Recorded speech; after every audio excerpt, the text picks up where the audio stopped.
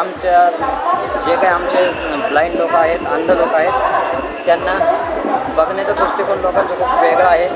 ते आम्हाला कमी लेखतात आणि आम्ही आमचा स्वतःचा उदरनिर्वाह करीत असताना गाडीमध्ये वेगवेगळे लोक आम्हाला त्रास देतात आणि आम्हाला ते व्यवस्थित धंदा करू देत नाही. कारण आम्ही जो धंदा करतो त्याला तरी कोणी आडवं येऊ नये पडेल ते बोलतात आणि आम्हाला नको नको बोलून ते काही छेडतात आणि तुम्हाला त्रास देतात त्रास. हां. आणि तर त्यांनी असं न करता त्यांनी जरा सहानुभूती आणि सहानुभूती आणि चांगली भावना ठेवली पाहिजे.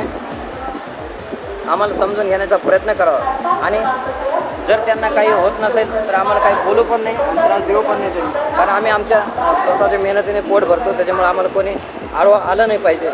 तर समाजाची भावना अजून जागृत झालेली नाही आमच्याबद्दल. तर तुम्ही आमच्या वतीने समाजाची भावना जागृत करण्याचा प्रयत्न करा ही विनंती करा.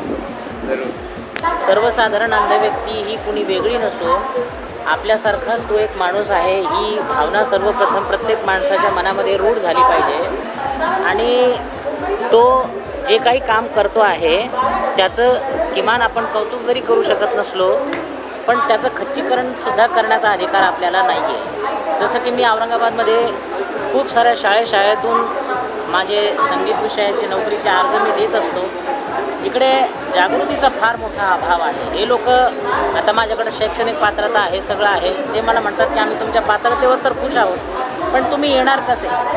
आता मी अर्ज द्यायला जर जाऊ शकतो तर मी त्यांच्या शाळेतही त्यांच्या वेळेवर पोहोचू शकतो, पण या सगळ्या गोष्टीवरती ह्या लोकांचा विश्वास नाही आहे. त्यामुळे ह्या लोकांनी सहानुभूती न देता केवळ एक संधी देऊन आम्हाला पाहायला पाहिजे, मला असं वाटतं.